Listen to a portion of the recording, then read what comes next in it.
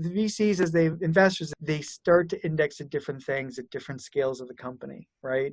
If you are a growth investor looking at, or a hedge fund looking at pre-IPO investments, you're deep, deep, deep in the financial data, right? You are basically looking for an understanding of what the economic engine is and what's going to power that and where the strength of that is and how long that's going to endure, et cetera, which is very different than the seed stage where you're really looking for the founders, to reuse the words founder market fit. And basically, do you believe that these founders are passionate enough about a space? Do you believe that they've learned the right things and that they have the agility to go about building a company, in that space where the sand underneath them is going to be shifting all the time?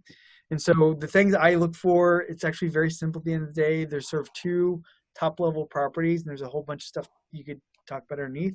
One of them is will, because it's not easy. I mean, Brianna's already smiling. She's like, yep, it's not easy. But that will, that grit, the modern word we use is grit, right? But that inherent drive that I will not let anything become a barrier to us succeeding, including being wrong, right? If I'm wrong, I will adjust course and move forward and not let that become something that gets in my way. So that inherent will is super, super, super important. And then the other is curiosity.